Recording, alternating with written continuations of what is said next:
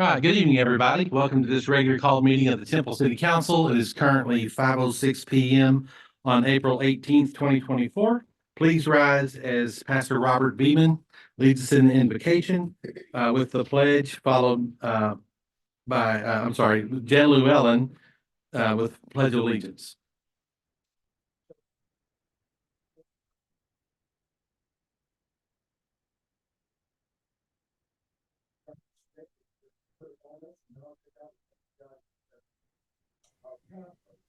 Yes, of God, not to lean on our own understanding, but acknowledge you in all our ways. You say you will direct our path. We ask you, God, for the city council, God, the mayor, God, even us, God, to just let you be who you are in our lives. We ask you, God, for a consultant. And only God, we ask you, God, that we will, God, lean on your understanding and God, leave our understanding away. We ask you, God, for peace and safety to be in the city of Temple, God. We thank you, God, for this great city you have made. Not only that, God, but you have instilled, God, great leaders, God, that's leading us in the right pathway. And God, we thank you. In Jesus' name we pray. Amen. Amen. Join me in the pledge. I pledge allegiance to the flag of the United States of America and to the republic for which it stands, one nation, under God, indivisible, with liberty and justice for all.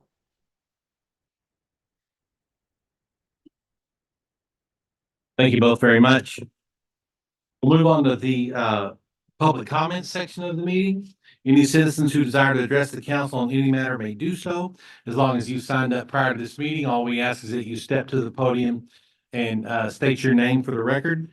And please understand that no discussion or final action will be taken. And we also ask that you limit any comments to 3 minutes. And there'll be a timer up on the various screens here in the room to help you watch your time. So we have 4 people who have signed up. First, Patricia Johnson.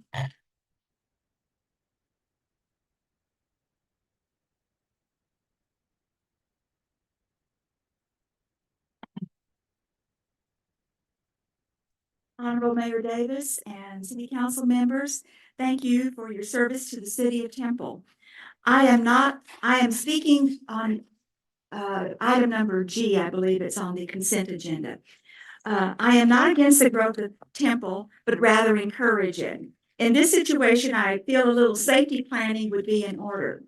Kegley Road was scheduled, and I emphasize was scheduled to be completed by December 2024, and that was all the way from Adams to the railroad tracks. The only thing that is currently visible is 1 or 2 little potholes that have been filled because they were really bad. We know that Kegley Road will be closed from where construction ended in phase 2, and I think that's Blue Stem, to the railroad tracks very soon. And if you give the green light on the rezoning of the property now, you open the gates for large, heavy equipment, trucks, carrying all kinds of building paraphernalia and what have you to go through the Wildflower neighborhood, in addition to the traffic that will flow through the neighborhood with Kegley Road being closed. Sounds like a nightmare that will be horrible and dangerous for everyone. If the first 2 phases of Kegley are any indication of completion of phase 3, my money is still on. It'll take 5 years, with traffic being terrible throughout the Wildflower neighborhood.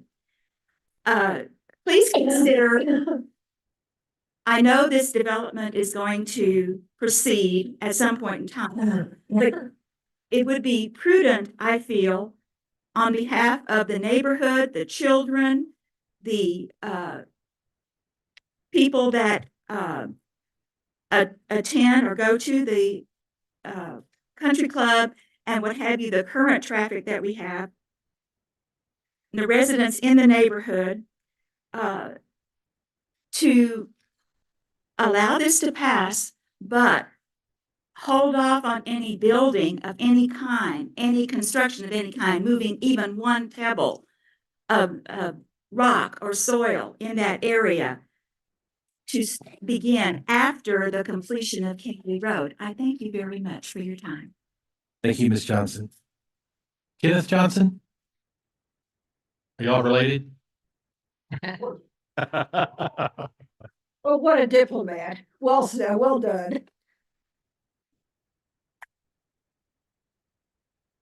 Honorable Mayor Tim, and thank you very much for giving this opportunity. It'll be real short. Emailed to you last week pictures of Kegley Road last Friday at 3:45, where traffic was backed up to Daisy Lane. That's almost a half a mile on Wildflower. And until we get the traffic issues and flow, since Wildflower is the only cut across south of West Adams between Wildflower, between Kegley Road and the Loop, or the frontage road to the Loop, there's constant traffic and it's building all the time. And Kegley was closed for quite a while, and we still had only one access. Now we've got access and everybody else is coming through. It's a safety issue, and I just appreciate that the city would put a high priority on trying to correct something that was planned in the master plan from 2008, which I was on the committee. And as a previous chairman of the Chamber of Commerce, I look forward to the development of property in our area, but also we need to do it with an appropriate traffic plan. And I appreciate the time. Thank you, Mr. Johnson. Next up is Jim Vaughn.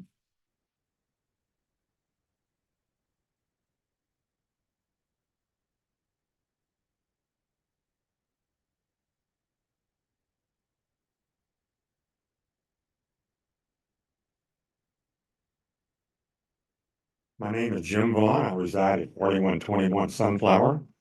And we've been having meetings with y'all and the P and Z committees for a number of months now. And it's obvious that this project's going to go through. It's just a matter of time. The second thing that we can do immediately, I believe, is all the crosswalks, this, that, and the other, and the signage out there on Wildflower and the related areas. If we can get coordinated with the city or whomever else to have that put into place sooner rather than later, I think that would be an excellent deal and somewhat placate some of the concerns we have about the development and the traffic. That first phase of such over there is going to generate some $75 million. Understand that. The second phase will generate a similar amount. That's a lot of tax revenue. I know for the city and for us, consequently, that's hard to walk away from. All we ask that we do it in a timely manner. The last meeting we were here, I think the young lady said that the continuation of Hogan Road from Kegley to the Loop was on there, kind of faded. Well, we'd like to see for that to be a little bit more firm, as if it's going to be planned sometime in the future, because that really is going to be the key to the traffic pattern all through that part of the Temple, Texas. Thank you. Thank you, Mr. Vaughn. Dan Kaser.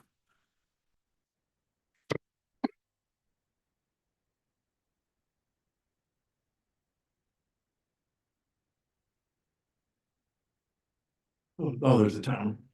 I'm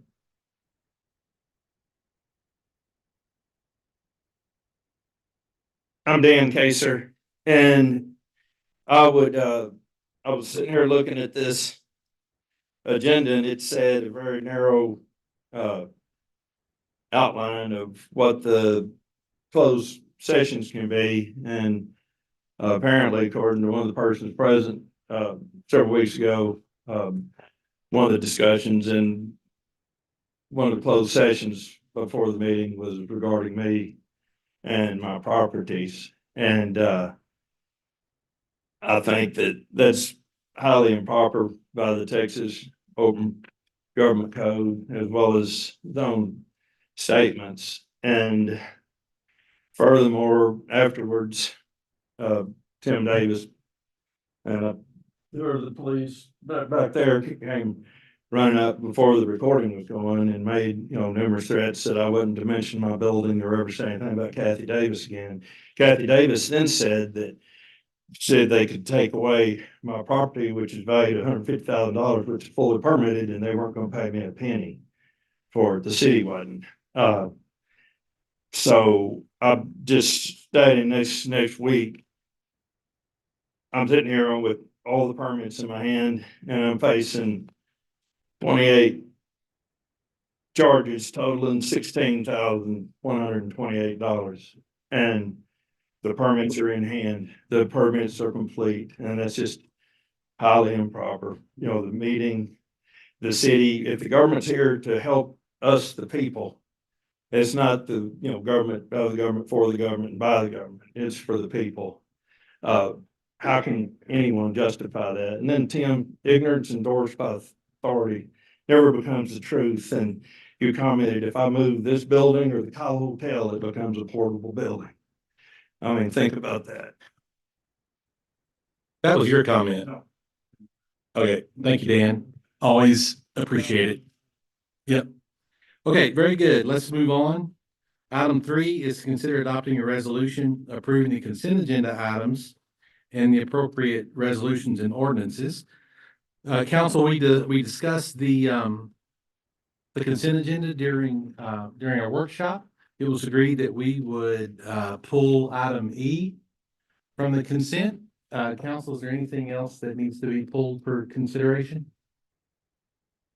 Mayor, I just wanted to give just a quick update on item G, since there was some public comment. I just wanted council to know that we have selected the consultant that we talked about last meeting related to the traffic calming study for Sunflower and Wildflower to look into options that we could consider for helping to mitigate traffic impacts to that neighborhood. And so we'll be getting started on that very soon. And I just wanted to give you that update that we've moved forward with that as discussed a couple of weeks ago. Okay, very good. And also, while we're at it, the Hogan Road extension, that is still on the master plan. Right, that is remains on the thoroughfare plan. It was never removed. I think there was just a maybe just not showing up very well on the map that was used in the presentation, but it's not. It is shown on the thoroughfare plan, and we have begun working on that at the staff level about exploring funding opportunities, primarily through looking at getting it potentially on funding or state list through Killeen Temple Metropolitan Planning Organization, because I do think it's a regionally significant project. Okay, that's very good. Very good. And before we go ahead, just 1 second, I just want to be sure that Mr. Vaughn and the Johnsons could hear good. Thank you. Can I say something about that without pulling the item too? Just We've kind of moved off of.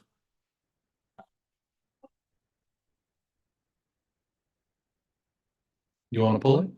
yes. Yeah, all right. So council, as we discussed, we're gonna, in workshop, we're pulling item E, but based upon, our current conversation right now, we'll go ahead and pull item G also. Are there any other related items to that? Does anybody know? Or item G is enough? I know I caught you off guard with that question. Okay, so we're gonna pull, so council, I'll entertain a motion on item 3A through 3N minus items E and G. Okay, Mayor, I'll make a motion to approve the consent agenda minus items 3E and 3G. That means we will be looking at the consent agenda items 3A through 3N, again, minus 3E and 3G. we have a motion by Councilmember Long. We have a second by Mayor Pro Tem Walker. Council, please cast your vote.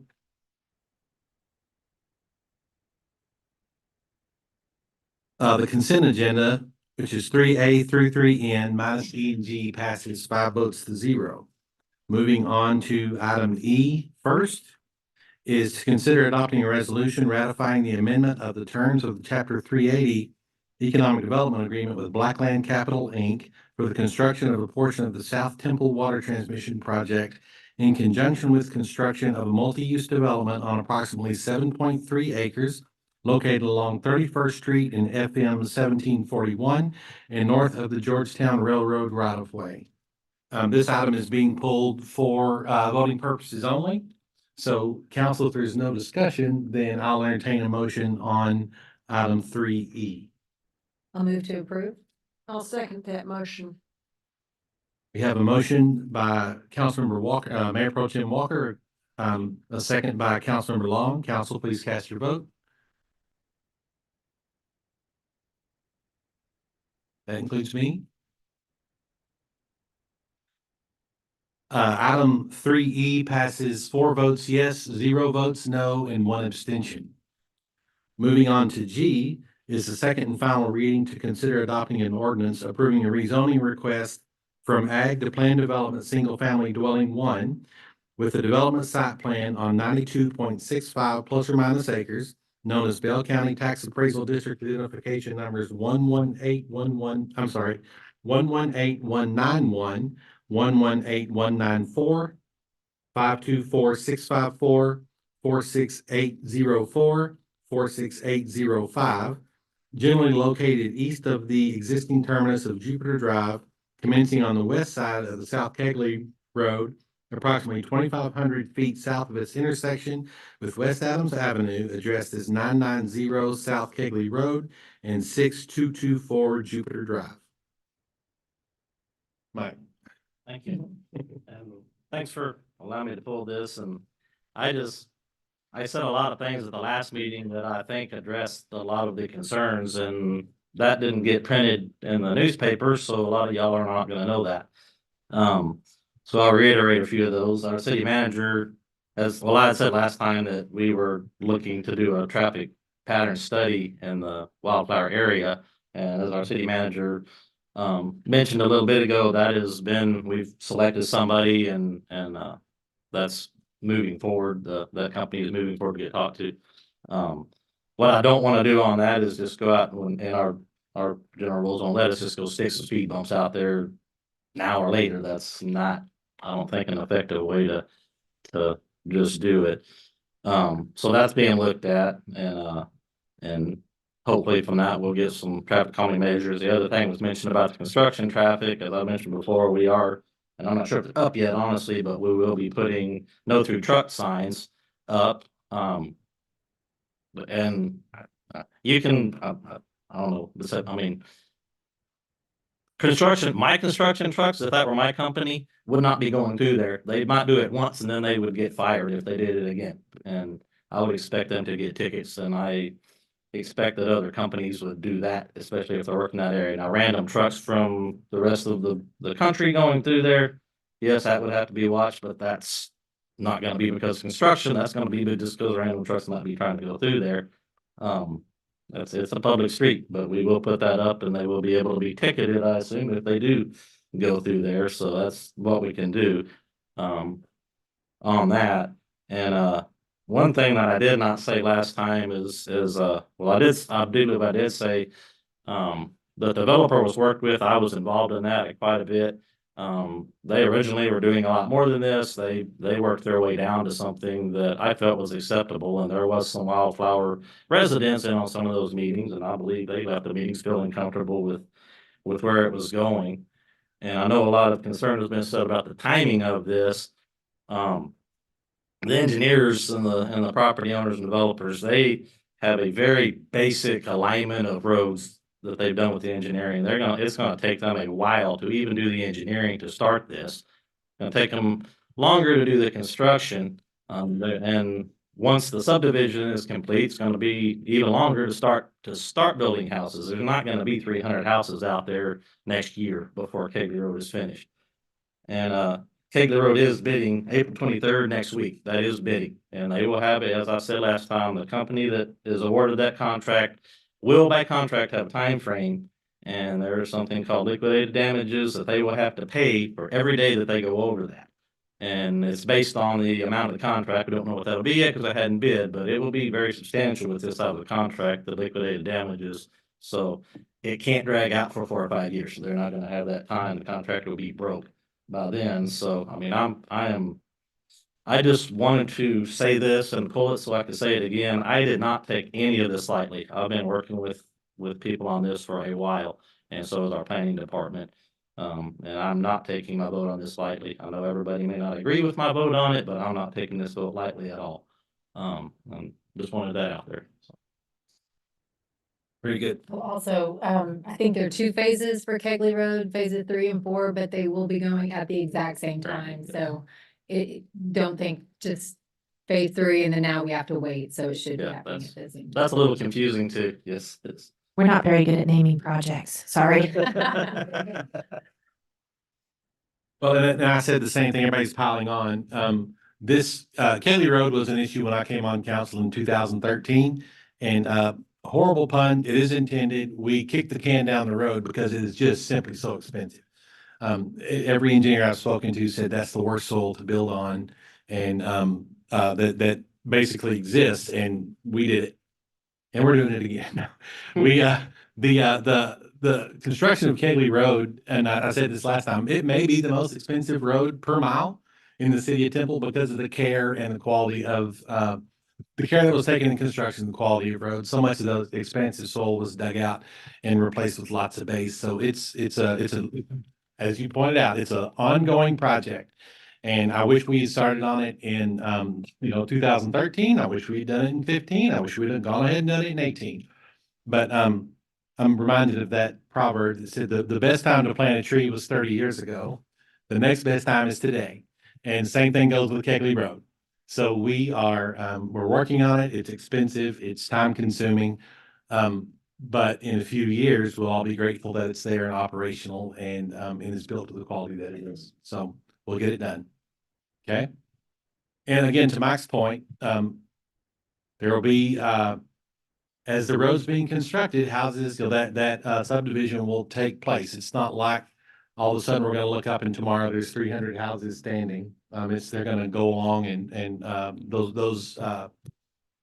that construction timeline will run parallel with each other. So, okay, council, anything else? All right, then I will entertain a motion on item 3G. I move to approve item 3G. Second. We have a motion by Councilmember Grant. We have a second by Councilmember Pilkington. Council, please cast your vote. 3G passes 5 votes to 0. Moving on to the regular agenda, this is the first reading and a public hearing to consider authorizing an ordinance for city-initiated rezoning to amend Plan Development Ordinance 2006-4112 to allow for the issuance of a building permit for a single-family detached home on a minimum one lot measuring 50 feet by 110 feet, which is a total of 5,500 square feet for the lot, where sewer is available and located within the Hilldale Estates subdivision, generally located north of Adams, west of South Pea Ridge Road, generally bordered by Alabama Avenue, Cedar Road, Cardinal Road, and Adams Lane. Mr. Chandler. All right, thank you, Mayor and Council, and I think that item description is one of the better ones that pretty much I don't need to give the presentation now. So this is a city-initiated rezoning, actually just amending a 1995 planned development single family.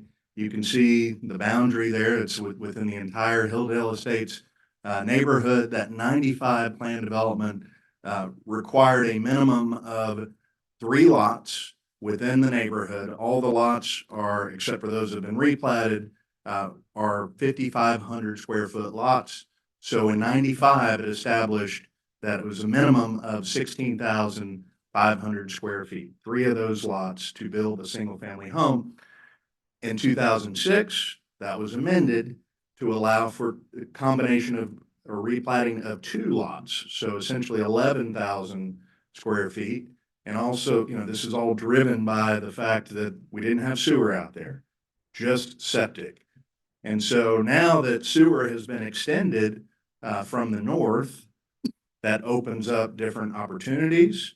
And so we were actually approached by an owner at 8414 Alaska, who it's feasible for him to extend sewer. And so we looked at it and thought, okay, rather than just amending the PD for one property owner, perhaps we should look at city initiated and provide that same opportunity for all the property owners within the crosshatched area. So that's what we're doing. And so that, if approved, it would allow those who extend sewer at their own cost to develop on a 5,500 square foot lot with some conditions that we've worked on with the applicant and builder at that location.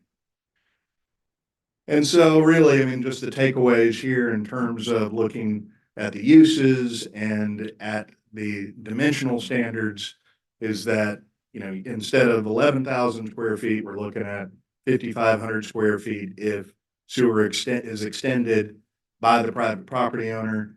And so the minimum lot width is still 50 feet with a minimum depth of 110 feet. And so here is the water and sewer map. And really what I want to draw your attention to mostly is the sewer line, north-south. You can see in the middle, actually, the floodplain, 10-inch sewer line. And so that is east of Mon Park Road. And so keep in mind that in order to extend it west of there, it has to got to bore under the roadway. And so that would be done at a private property owner's expense. So 244 notices were sent out to the property owners within Hilldale Estates, but also those within 200 feet of the perimeter of the boundary. So it's 158 within, 85 within the 200-foot surrounding boundary. 3 notices representing 5 properties were turned in agreement. You can see those are along the north side of Alabama Avenue at the top there. 0 were returned in disagreement. I did receive 1 phone call in disagreement, and their thought was, well, you know, they developed under these other rules, and they really wouldn't have an opportunity to apply the new conditions. So certainly understood, but wanted to point that out to you. 1 notice returned just outside of the Hilldale Estates boundary, and you can see that they didn't mention whether they were in approval or disapproval, but they just wanted to make it known that they contacted us. Newspaper printed notice, the public hearing on March 21st. And so staff recommends approval with the following conditions: that the sewer must be available or extended at the expense of the owner or developer and extended to the farthest point of the property line, so that if the neighbor wants to extend, then they have to do the same. And so that is certainly understood by this 8414 Alaska property owner as well. Also, that a minimum of 2 qualifying trees are planted, you know, just to try to, you know, recognizing that some neighbors have 11,000 square foot lots, some of them have 16,000. So these smaller lots, just to say, look, would you be willing to add a tree at least in the front yard, maybe both in the front yard, or 1 in the front, 1 in the back, just to provide a little bit more privacy. And along with that, also maximum just 1, limiting to 1 story for that same idea, smaller lot, so that the character of that neighborhood, those are single story homes. So we wouldn't want to have single story homes on the large lots, and then all of a sudden you got 2-story homes on the smaller lots that are, you know, able to look in the backyard of the existing neighbors. So that's another condition. Also, just changing a reference in the ordinance from Bell County Sanitarian to Bell County Health District. You know, make it the organization rather than the individual. And if sewer is not available, on-site sewer facilities must be utilized, and just clarifying that that is according to the rules at that time. And then all other conditions of ordinance 2006-4112 where applicable remain in effect. Planning and Zoning Commission at their April 1st meeting voted 5-0 to recommend approval per staff recommendation. And I would be happy to entertain any questions you might have. Thanks, sir. Council, any questions for Mr. Chandler? Nothing? Okay, thank you. This time I'll open the public hearing. Anyone wishing to speak on this may do so as you step to the podium and state your name or raise your hand on the virtual platform. Okay. No one in the audience? Okay, there's no one on the platform, so I will close the public hearing and council will entertain a motion on item number 4. Make a motion to approve item 4. Second that motion. Have a motion by Mayor Pro Tem Walker. We have a second by Councilmember Long. Council, please cast your vote. Item 4 passes 5 votes to 0. Item 5 is the first reading in a public hearing to consider adopting an ordinance authorizing a conditional use permit to allow an auto storage business at 3404 South Kegley Road in Temple, Texas. Mr. Chandler. Okay, thank you, Mayor.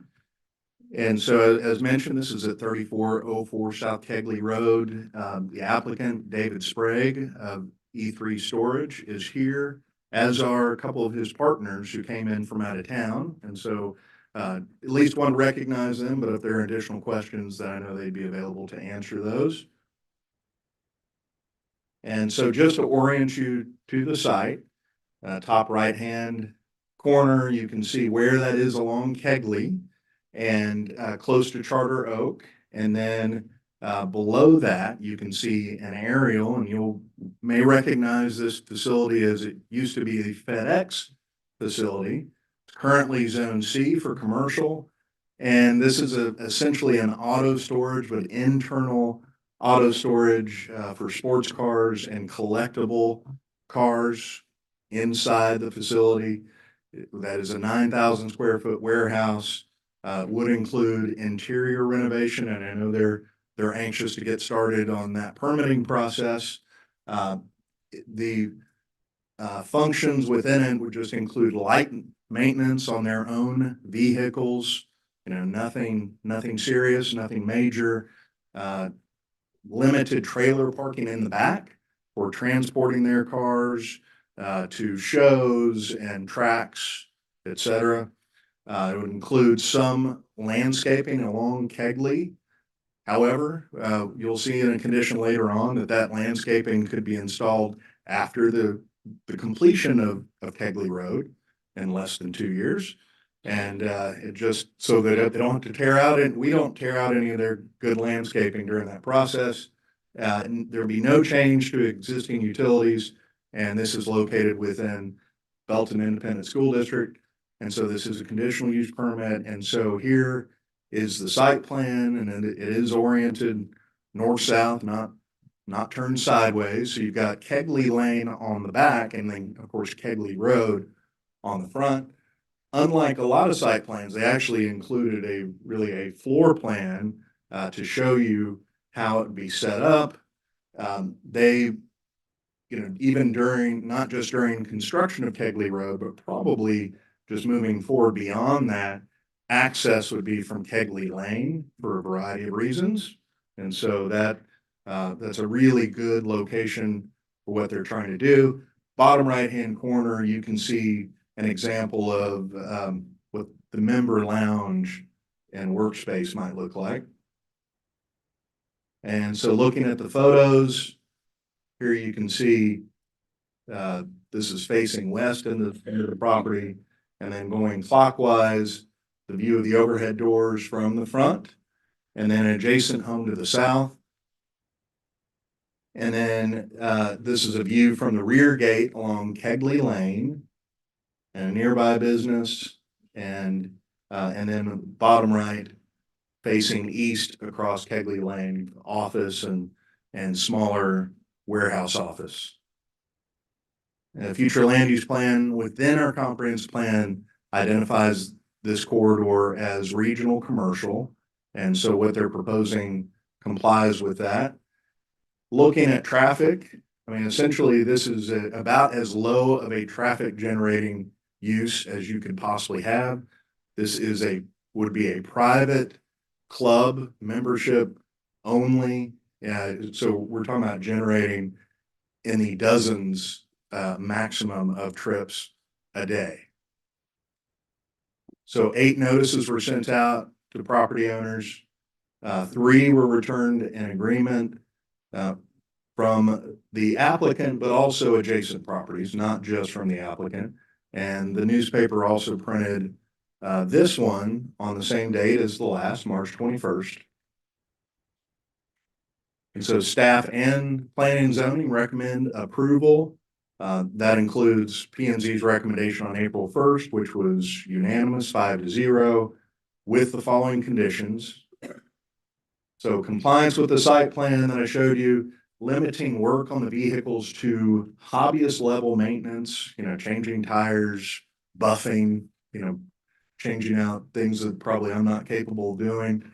But also prohibiting major vehicle servicing as defined in the Unified Development Code, prohibiting commercial maintenance services, landscaping along the building facing South Kegley Road after the completion of Kegley phases 2 and 3.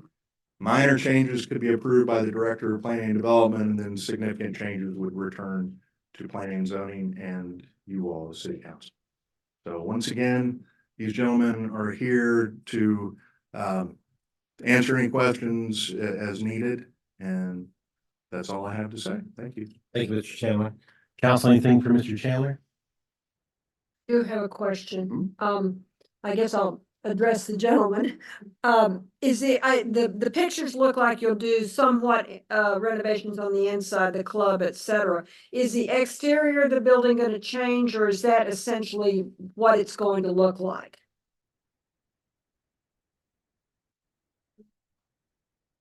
I'm sorry?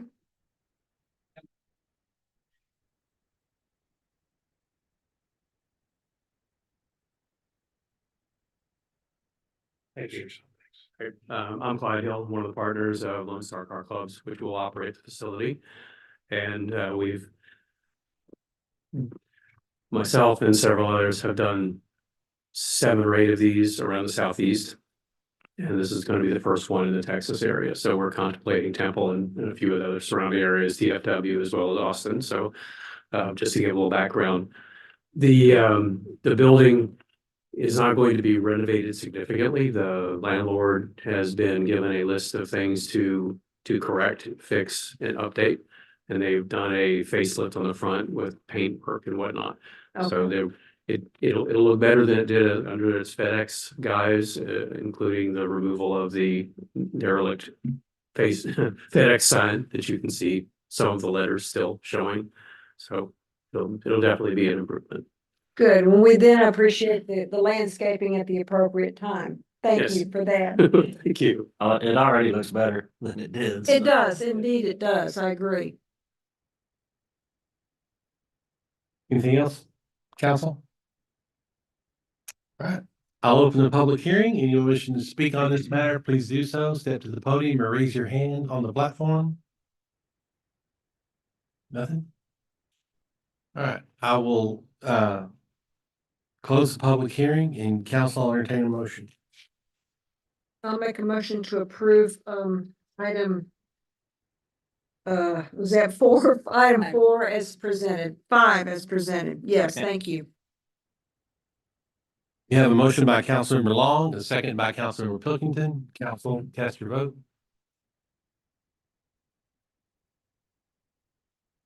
5 passes, 5 votes to 0.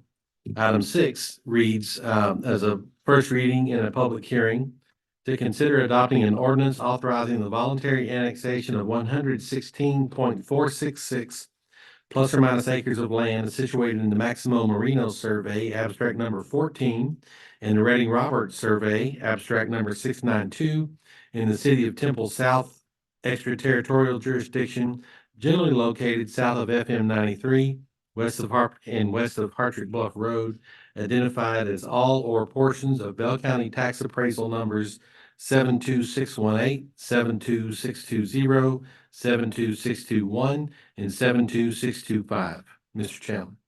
All right, thank you, Mayor. And so once again, this is another voluntary annexation in the southeast part of town. And so, of course, at the top, you can see FM 93, and on the eastern portion of the property, Hartrick Bluff. It does not front Hartrick Bluff, but it's near it. And so, just a reminder that we're subject to the requirements of the Texas Local Government Code chapter 43 related to voluntary annexation. And so this property is contiguous to our city limits. Also requires written notice to a variety of stakeholder groups, and that includes the Academy Independent School District where this is located, but also Little River Academy Volunteer Fire Department. And then they evaluate the potential impact that the annexation might have. They are not proposing rezoning at this time, but the applicant has indicated that they would like to do multifamily and some limited retail and commercial in the future. Also, we, per chapter 43, established the municipal services agreement and circulated that to all departments just to understand whether there would be any issues with providing city services. And we didn't receive any responses indicating that that would be the case. And so staff recommends approval of this voluntary annexation, and happy to answer any questions. Thank you. Council, anything for Mr. Chandler? Naturally, I do. Thank you. Brian, Mhm. since I represent this part of town, Yes, ma'am. as you well know, and Jason in the back of our mobility master plan. And if there's anybody from Public Works, I'm not sure, David, you're here, you know that I bug you all the time about traffic in that part of town. And I had 3 phone calls this week about traffic on Hartrick Bluff, so just at the appropriate time, ingress, egress, traffic, etc. I'll be bugging you. Yes, ma'am. Okay, And thank so, you. at some point, they will propose a zoning case, which Right. will come before you all, and traffic will certainly have a better idea as to what they plan to do and the traffic impact, and we'll make sure that we provide that update. I'm sure that they're well aware of the issues, so I'm just taking the opportunity to underscore it again. Yes, thank you. Thank you. Councilmember Long, I'll also just remind council that we do have funding for design for improvements to Hartrick Bluff Road south of 93. That was in, I believe it's in the current package, which would be available for funding in May. And so we'll be soliciting a design contract for that project very soon. And then, of course, improvements to Hartrick Bluff Road north of 93 are about to get started, but the design for potential improvements south is also Right. on the horizon as well. And there'll be a signalized intersection as part of that project. Right. Thank you. Thank you. Anything else? All right. This item is also subject to a public hearing. We ask you step to the podium and state your name for the record, or raise your hand on the platform. Anybody from the audience? Come on up.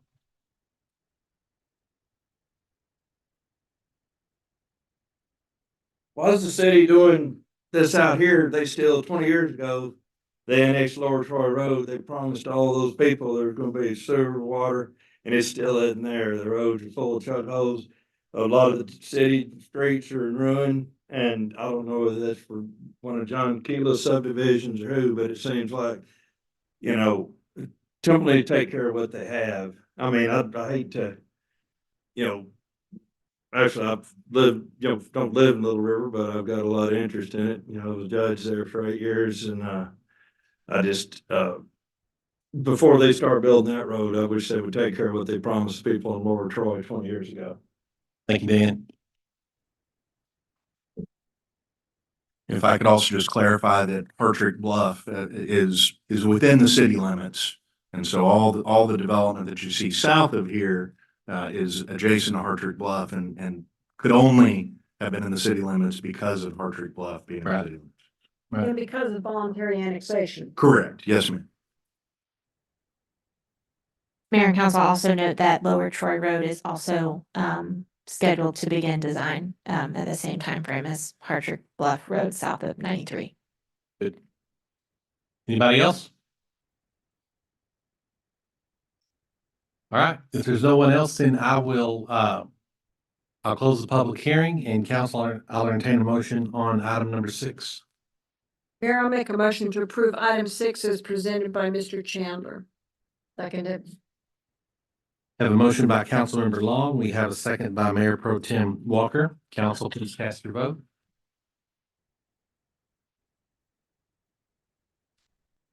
Item 6 passes 5 votes to 0. Item 7 is the first reading of the public hearing to consider adopting an ordinance renewing and amending the economic development policy for the city of Temple. Mr. Nuttall. Thank you, Mayor. So this is something that we do every 2 years. Because the Economic Development Ordinance was last renewed May 5th of 2022. And it contains a sunset clause requiring a review and renewal every 2 years. So we've reviewed it over the last little bit here. And for the most part, we kept it the same, but there were a couple of minor changes that we made. Formatting changes, including capitalization of all defined terms, just so that you know that they are defined. And then the biggest change is the second one there, updating the approximate median salary for employees in Bell County. The current policy showed $10 per hour or an annualized rate of $20,640 for any new jobs. They're required to have that rate in order to be considered new jobs, which is one of the 3 considerations. You have new jobs being brought, you have new real property value, and you have new personal property value. Those are the 3 categories. So this just updates that one. Based on the American Community Survey, which is an annual survey, they have both an annual and a 5-year survey for those. The most recent one that they had the numbers for this in was 2022, and that showed a $17.17 per hour or $35,439 annual salary as the median salary for Bell County employees. So it is a rather big jump, but it gets us back in line with what median employees are making in Bell County, so that we continue to get good paying jobs. And that is really all of the big changes that there were. So I'm here if you have any questions. Just a general question, why is the salary amount needed in our policy? I mean, because I know that 17 an hour is still low, right, comparatively, in reality. I think the reason it's there is for making sure that you get at least reasonable paying jobs, jobs that pay at least the median salary. It may still be low, and hopefully most of the jobs we get are higher. In fact, I think they usually are with our EDC agreements. But this updates it so that, you know, we now have that baseline is $17 higher than it was. And so if someone comes in paying less, which there are jobs that make less than $16 an hour, what does that? Then those jobs would not count towards their threshold under the jobs created or maintained category. Right, Does that have anything to do with the incentivization of? if we want to incentivize a job, unless it pays, it meets at least that minimum median Bell County salary. But do keep in mind that that's not the only criteria that council can consider. So if there's a project that you may be interested in doing an incentive for because of the capital investment or a targeted industry or some other component, then there are other criteria, as Kyle mentioned, that you could consider other than jobs. So it's one of a list of things that are available to you to evaluate, but it's not a go, no go deal breaker. Well, it's just interesting that it's noted here when Economic Development Corporation is the one that is typically incentivizing, you know, land. And I mean, I realize that we have to approve it. I just think it's interesting that it's here versus in order to do a tax abatement agreement, a city has to have an economic development policy. So the EDC can't do a tax abatement agreement. That's something that that the city council has to do directly. And under state law, you have to have a policy that outlines what the considerations that you're going to evaluate a request for tax abatement against. And so, again, this is just historically what we have used as terms of, criteria, but we haven't updated the median salary in a few cycles. So you can see we were just trying to bring it up to current to what is currently the intent of the ordinance historically was to reflect the median salary for employees in Bell County, which used to be $10 an hour. Now it's $17.17 an hour. So it's not changing our policy. It's just updating the number to the current rate. But again, it doesn't preclude you from considering an incentive for a project that doesn't meet that criteria. But it is one of the criteria that we evaluate a request for as we bring it forward to you for consideration. And I know that we only update this or review it because it sunsets every 2 years, and it might be that I didn't realize that there was a salary amount in there at all because we just haven't updated it so long. I just didn't know that was part of it. Interesting. Okay. Anything else? Okay. Thank you, Mr. Nuttall. This item is also subject to a public hearing. Anyone wishing to speak may do so or raise your hand on the platform. If you speak, that means you're willing to take $17 an hour, though. No. Minimally. Oh, damn. And then. Come on, Dan.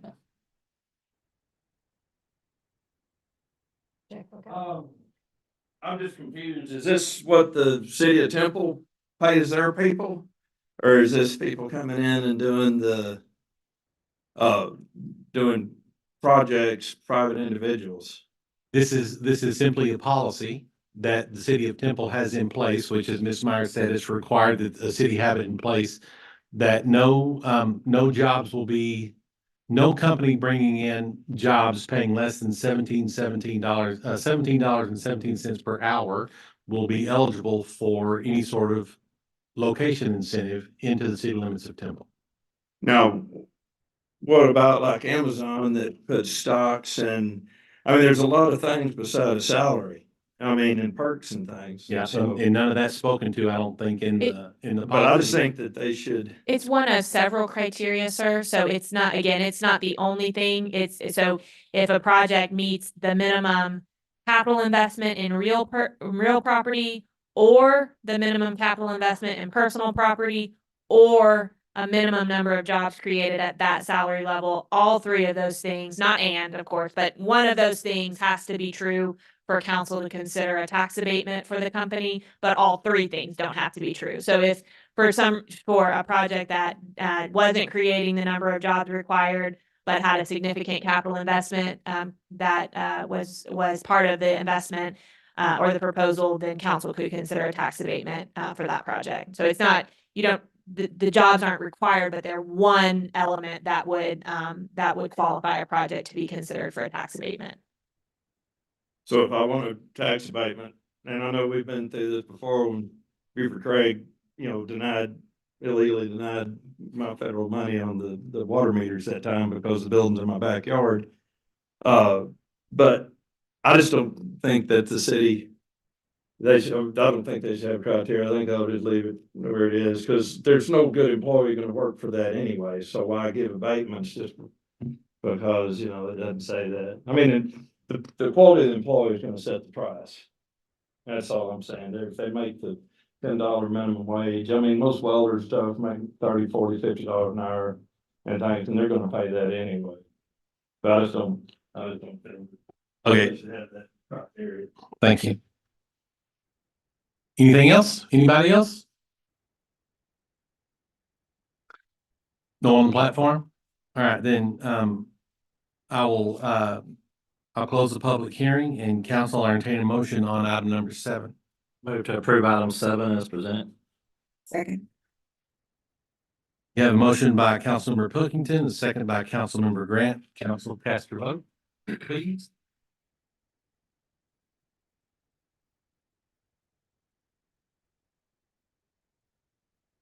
Item 7 passes 5 votes to 0. Item 8 is to consider adopting a resolution renewing and amending the Strategic Investment Zone SIS grant program policy. Mr. Nuttall. Thank you, Mayor. And this is very much related to what we just passed. Very similarly, the SIS grant program was last renewed on May 5th, 2022. And it also contains a sunset clause requiring review and renewal every 2 years. This one we reviewed and we had a few more changes than we had to the development policy. A few minor formatting and grammar corrections. And then we added a definition for facade. Right now, there's no definition in there. So you just have to go by the basic meaning, which in dictionary, it says the front of a building. But that's unclear too, so I felt, let's go ahead and get a clear definition. And on discussion, we believe that any side of the building that faces the public is probably what we are intending. So if you've got a building that fronts 2 roads, then like Main Street Design and Consign recently did their sign and it wraps around. It was under the sign portion, but if it had been under the facade portion, this definition would have allowed that to be covered under the SIS grant. So we also changed eligible activities for sidewalks and alleys to clarify it and better define improvements to alleyways. It just said improvements to alleyways. And I wanted to be a little bit more clear to mean that we're talking about improvements to the traveled portion of the alleyway. We're not talking about this covering something on the building. This is covering construction of an alleyway. If it's a public alleyway, then it could be covered under the facade section. But this kind of differentiates that. And then the next change we had was that it provides funds that may be used to reimburse design services obtained prior to approval of the grant. This is upon approval of a grant, then you can reimburse the design services that they had used to obtain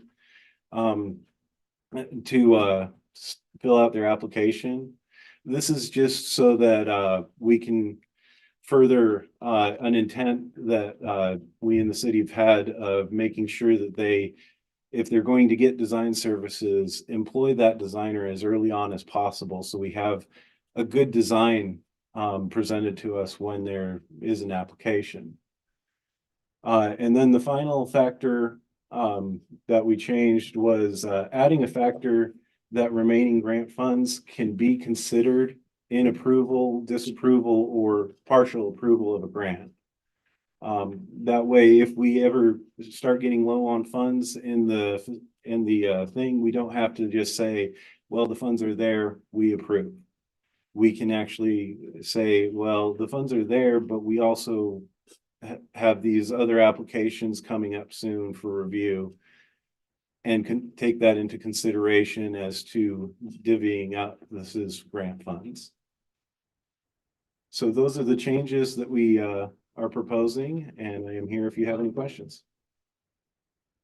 Thank you, Mr. Nuttall. Council, anything for Kyle? Okay, then this item is not subject to a public hearing, so I will entertain a motion on item number 8. Make a motion to approve. Second that motion.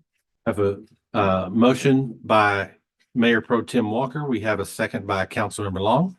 Council, please cast your vote. Item 8 passes 5 votes to 0.